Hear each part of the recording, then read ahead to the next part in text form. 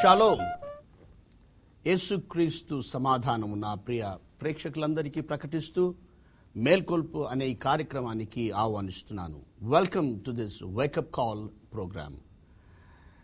ప్రార్థనతో సందేశాన్ని ప్రారంభించుకుందాం. కృపా కనికరం కలిగిన తండ్రి, పరిశుద్ధుడా, నీ పాదములకు వందనాలు, స్తోత్రాలు. మరణము మరణించుట అనే యొక్క శీర్షిక మీద ప్రభా మమ్మలను ఎంతగానో మీరు దీవించి ఆశీర్వదించటానికి ఇష్టపడ్డారు ప్రభా. మీకు వందనాలు, స్తోత్రాలు. అనేక సత్యాలు మీరు మాకు బోధిస్తూ ఉన్నారు తండ్రి. ఈ దినం కూడా ప్రభా ఏ విధంగా మరణంలో నాయన పరిశుద్ధులుగా మేము చనిపోగలమో మాకు బోధించండి. How to die like a saint. పరలోక సింహాసనం నుండి నీ యొక్క వర్తమానాన్ని విడుదల చేయండి. మీ సిలువ చాటున మీ దాసుని మరుగు చేసి మీ ఆత్మ అభిషేకంతో మా అందరితో మాట్లాడమని త్వరలో రానున్న యేసయ్య అతి శ్రేష్టమైన నామమున ప్రార్థిస్తున్నాను తండ్రి. Amen, amen. ఓకే, మరణాన్ని గురించి మనం అనేక విషయాలు నేర్చుకుంటున్నాము. నిజమే, మరణము అనేది మానవుని భయపెట్టే విషయాల్లో అది ఎంతగానో కీలక పాత్ర పోషిస్తుంది. అసలు మరణము అంటే దాన్ని ఆలోచించటానికి కూడా మానవుడు ఇష్టపడడు.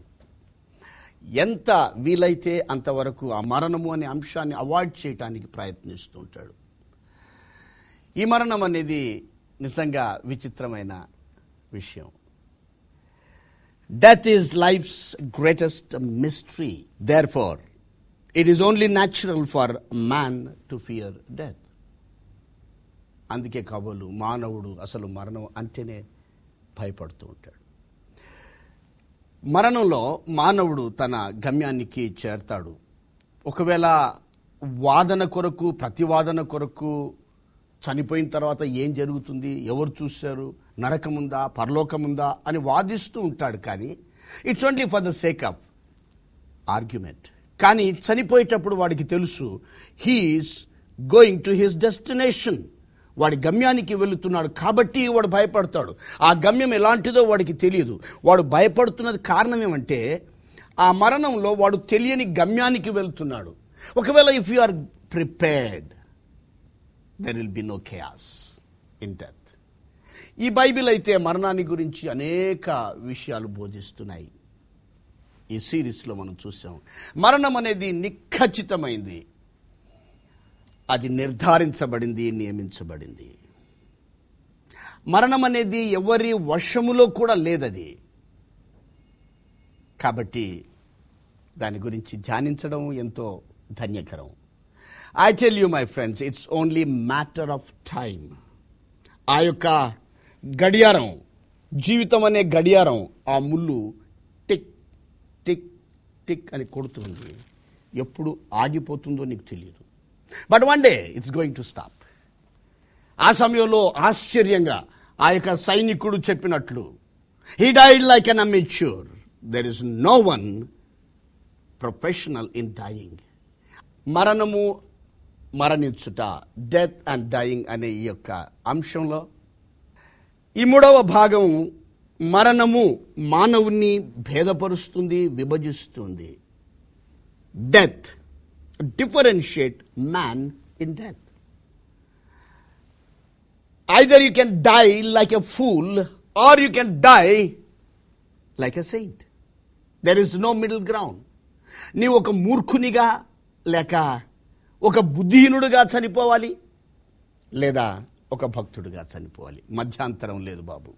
గత వారం మరణంలో how a man dies like a fool, ఒక నీచుడుగా, బుద్ధిహీనుడుగా ఏ విధంగా చనిపోతాడు అనేది అబ్నేరు జీవితంలో మనం చూసాం. You can die like a fool in death. కానీ ఈ దినం ఇట్స్ అ గుడ్ న్యూస్.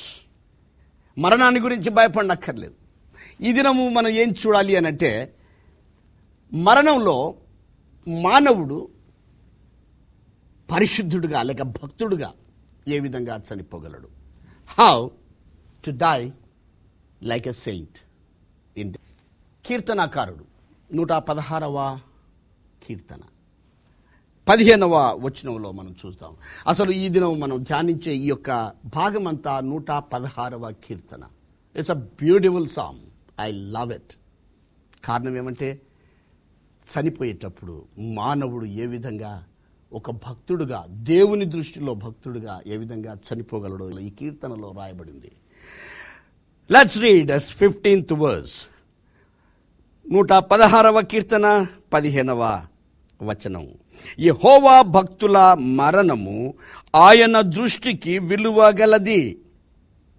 ఇంగ్లీష్లో ఈ విధంగా, precious in the sight of the Lord is the death of his saints. Who is a saint? ఎవరు పరిశుద్ధులు? Is there anyone a saint? పరిశుద్ధుడు ఎవరు? ఒకవేళ దీని డిక్షనరీలో గనక మనం ఆలోచన చేస్తే దాని యొక్క definition, saint is a holy or sacred person. ఉత్కృష్టమైన భక్తి గల పురుషుడు, పావన పురుషుడు, పరిశుద్ధుడు అనే ఈ యొక్క నిర్వచనాలు అందులో మనం చూస్తాం. A pure in heart and upright in life, he is the man. కానీ అలాంటి వారు లోకంలో ఎవరైనా ఉన్నారా? మానవుని గురించి బైబిల్ ఏం చెప్తుందో మనం చూద్దాం. రోమీలకు రాసిన పత్రిక 3వ అధ్యాయం 23వ వచనంలో, ఏ భేదము లేదు, అందరూ పాపము చేసి దేవుడు అనుగ్రహించు మహిమను పొందలేకపోతున్నాం. దావీదు భక్తుడు 51వ కీర్తనలో చాలా చక్కగా రాస్తాడు. ఆ కీర్తన సారాంశంలో మనం గ్రహించగలిగింది ఏంటంటే, మానవుడు జన్మ పాపి, కర్మ పాపి. ఇక మానవుని హృదయాన్ని గురించి ఆలోచిస్తావా? ఇర్మియా భక్తుడి విధంగా దేవుని మాటలు పలుకుతున్నాడు. 17వ అధ్యాయం 9వ వచనంలో, హృదయము అన్నిటికంటే మోసకరమైంది, ఘోరమైన వ్యాధి కలది, దాన్ని గ్రహించగలవాడెవడు? ఈ బైబిల్లో స్కానింగ్ రిపోర్ట్ ఉంది. పౌలు రాసిన ఆ యొక్క స్కానింగ్ రిపోర్ట్ అక్కడ ఉంది. మనం రోమీలకు రాసిన పత్రిక 3వ అధ్యాయంలో గనక మనం గమనిస్తే, అక్కడ 10వ వచనంలో నుంచి 18వ వచనం వరకు దాదాపుగా ఆ యొక్క స్కానింగ్ రిపోర్ట్ పౌలు రాస్తున్నాడు. కానీ యేసు క్రీస్తు స్కానింగ్ రిపోర్ట్ ఇచ్చాడు. ఆ స్కానింగ్ రిపోర్ట్ను మనం ఒక్కసారి చదువుదాం. మార్కు సువార్త 7వ అధ్యాయం 20వ వచనంలో నుంచి నేను చదువుతున్నాను. మనుషుని లోపలి నుండి బయలు వెలునది మనుషుని అపవిత్ర పరుచును. లోపల నుండి అనగా మనుషుల హృదయంలో నుండి దురాలోచనలు, జారత్వము, దొంగతనములు, నరహత్యలు, వ్యభిచారములు, లోభములను, చెడుతనములు, కృత్రిమమును, కామ వికారమును, మత్సరమును, దేవదూషణ, అహంభావము, అవివేకము వచ్చును. ఈ చెడ్డవన్నీయు లోపలి నుండియే బయలు వెళ్ళి మనుషుని అపవిత్ర పరచునని ఆయన చెప్పెను. యేసుక్రీస్తు how wonderfully he has given this scanning report. మానవుని హృదయం అది ఘోరమైన వ్యాధి గలది, ఎవడు గ్రహించలేడు దాన్ని. ఇక పరమ జ్ఞాని అయిన సొలొమోను ఏమంటాడంటే 7వ అధ్యాయము 20వ వచనం ప్రసంగి గ్రంథంలో, పాపము చేయక మేలు చేయుచుండు నీతిమంతుడు భూమి మీద ఒక్కడునూ లేడు. మరి ఇంత చక్కగా ఈ బైబిల్, ఎవరు నీతిమంతులు లేరు, ఎవరు పరిశుద్ధులు లేరు అన్నప్పుడు, how can we die like a saint? That's a question. చాలా ప్రిపరేషన్ దీనికి అవసరం. అందుకే అంటారు, if you want to die like a fool you need not to do anything, just you can die without understanding about death. కానీ నీతిమంతుడుగా, ఒక భక్తుడుగా, ఒక సెయింట్గా నువ్వు చనిపోవాలని ఒకవేళ ఆశగా ఉందా, you have to get prepared. ఆ ప్రిపరేషన్ అంతా ఈ యొక్క కీర్తనలో కీర్తనకారుడు చాలా చక్కగా రాస్తున్నాడు. ఒకసారి కెథాలిసిజాన్ని ఆలోచన చేస్తే, ఈ యొక్క సెయింట్హుడ్ అనేది, లేక పరిశుద్ధుడుగా నిర్ధారించడము, నిర్ణయించడం అనేది అదొక పెద్ద process. It's not an ordinary thing. They really take very seriously to declare sainthood. The highest office, Pope, cardinals, bishops, చనిపోయిన వారిని ఆ యొక్క పరిశుద్ధుడుగా నిర్ధారించడానికి అనేక సూచనలు, అద్భుతాలు జరగాలి. చనిపోయిన తర్వాత ఈ అద్భుతాలను మనం కనిపెడుతూ ఉంటారు. దీనిని క్యాననైజేషన్ అంటారు. చనిపోయిన అనేక సంవత్సరాల తర్వాత పరిశుద్ధుడిగా వారు నిర్ధారిస్తారు. Then they call him saint. కానీ ఈ బైబిల్ టోటలీ డిఫరెంట్ మెసేజ్. ఒకవేళ చెప్పాలంటే ఇది భిన్నంగా బైబిల్ బోధిస్తుంది.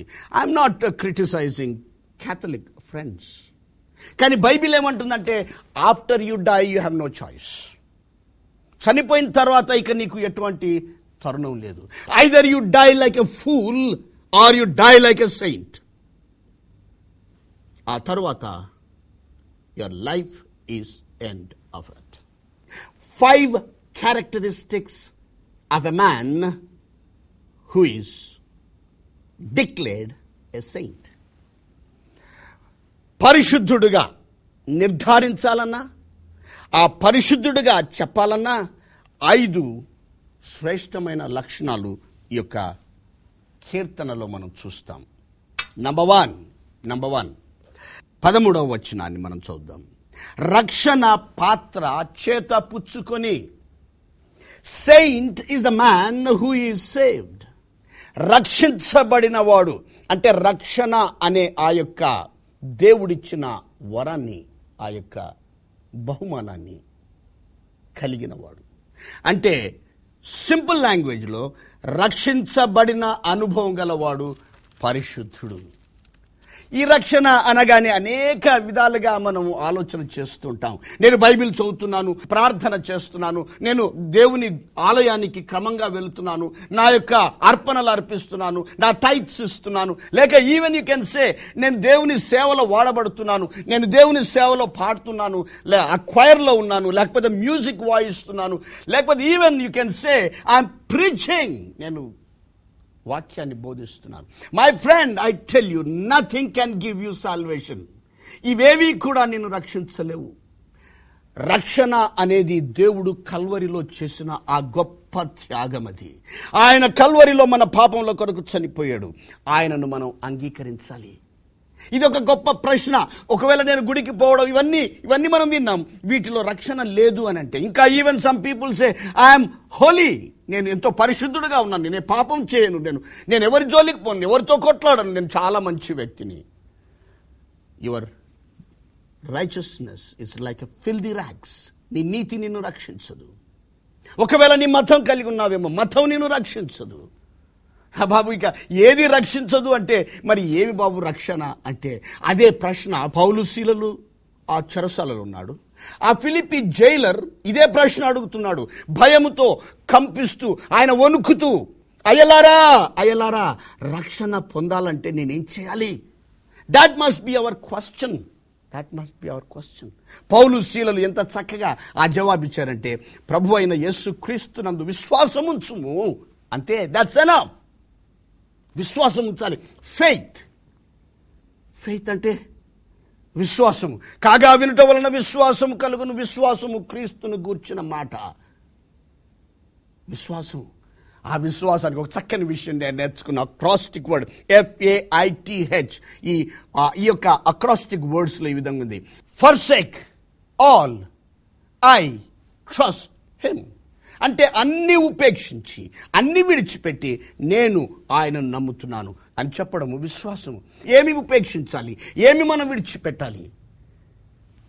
పాప జీవితాన్ని మన మాటల ద్వారా, తలంపుల ద్వారా, క్రియల ద్వారా చేసే ప్రతి పాపాన్ని అది మరణానికి నడిపిస్తుంది. పాపం వలన వచ్చు జీతం మరణం.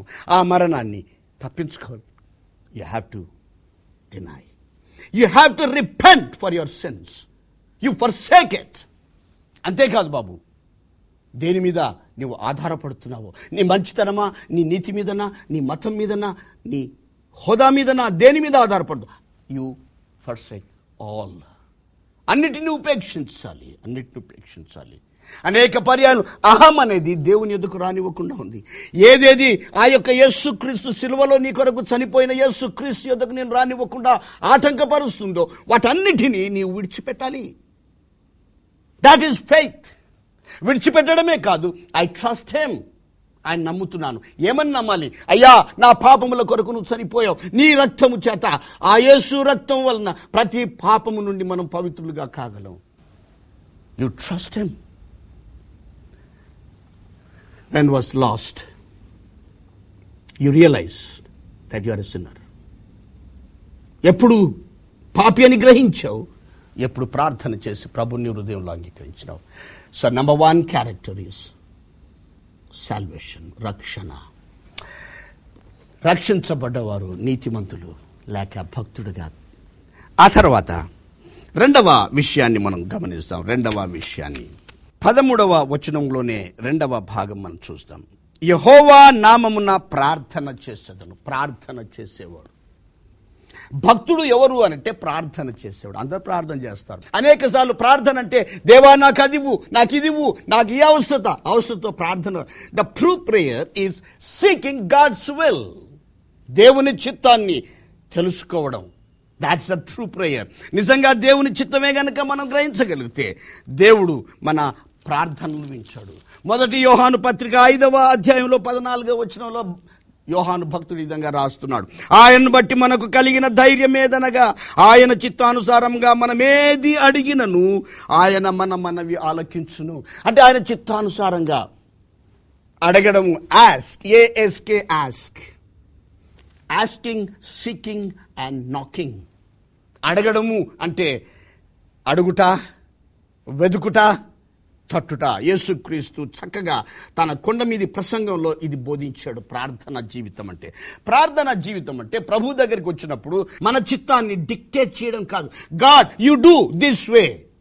ఇదిగో నా వివాహం జరగాలి, ఇలాంటి వ్యక్తితో జరగాలి, నా వివాహం ఈ విధంగా జరగాలి, నాకు ఉద్యోగం కావాలి, ఈ ఉద్యోగం కావాలి. You are dictating terms to God in prayer. That's not prayer my friend. ప్రార్థన అంటే you are surrendering to his will.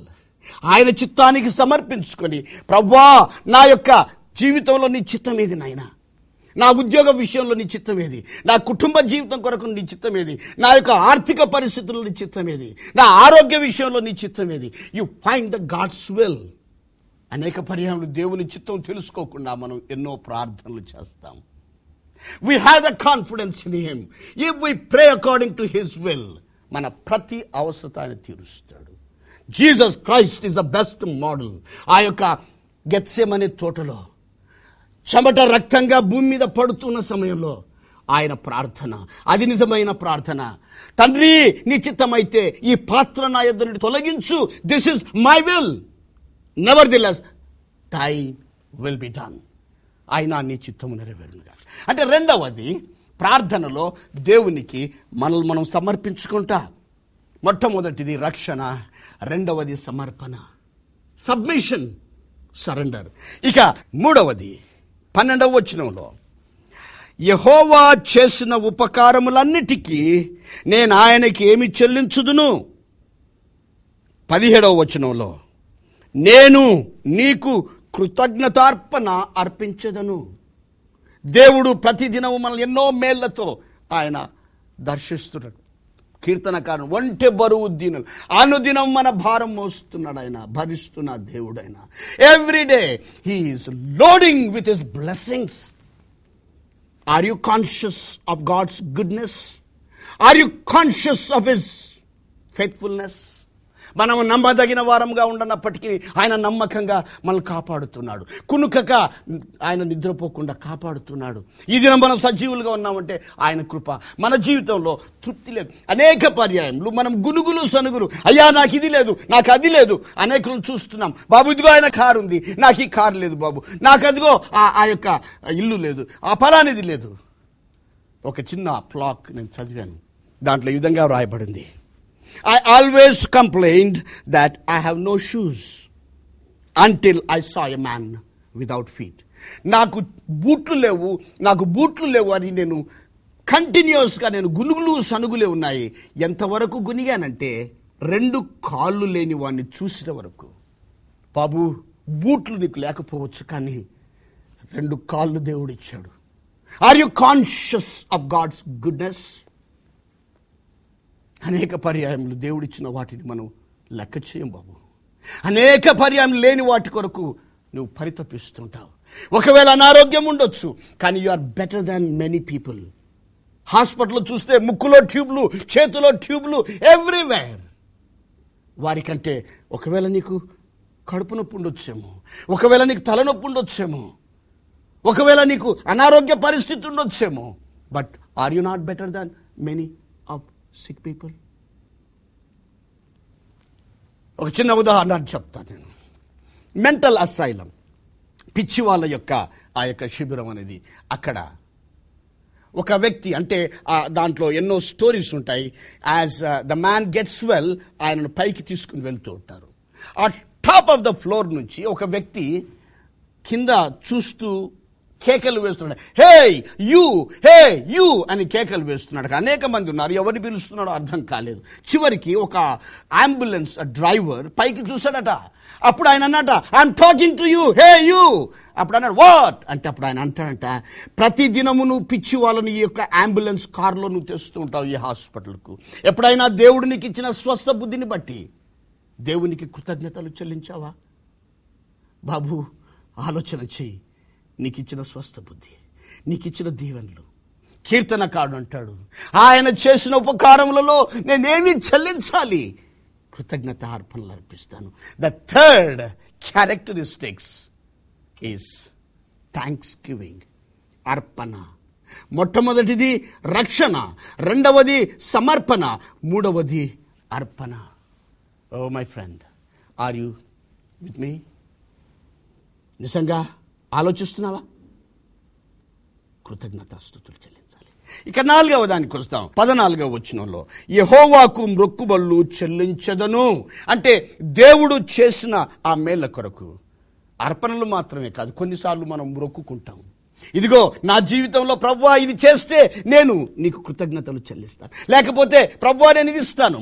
యాకోబు ఆ యొక్క బేతేలు దగ్గర అంటాడు, నేను క్షేమముగా తిరిగి వస్తే నాకు ఇచ్చిన ఆస్తి సంపదనన్నిట్లో నీకు దశం భాగం ఇస్తానంటాడు. అంటే మ్రొక్కుబడి. నీ భార్య, నీ తల్లి, లేకపోతే నీ భర్త హాస్పిటల్లో మరణ పడకలో ఉన్నాడు, ప్రార్థన చేసావు, అయ్యా నా భర్తను గనక, నా తల్లిని గనక, నా బిడ్డను గనక, నా భార్యను గనక నువ్వు బాగు చేస్తే నేను ఇది ఇస్తాను, ఈ విధంగా ఉంటాను. బాబు జాగ్రత్త. అనేక పర్యాయంలో మ్రొక్కుకుంటాం, కానీ వీ డోంట్ డూ ఇట్.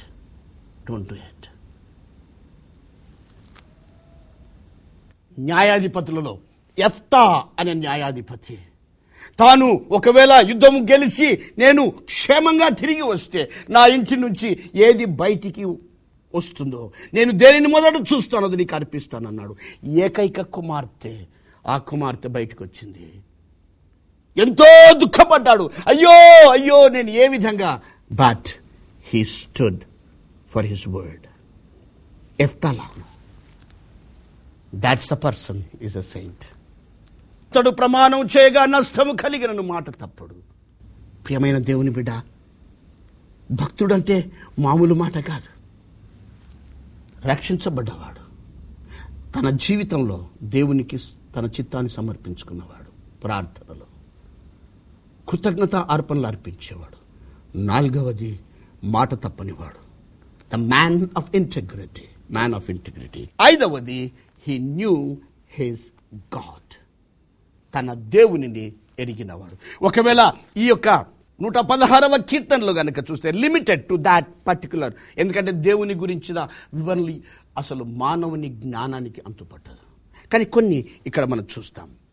5వ వచనంలో యెహోవా దయాళుడు, నీతిమంతుడు, వాత్సల్యత గలవాడు.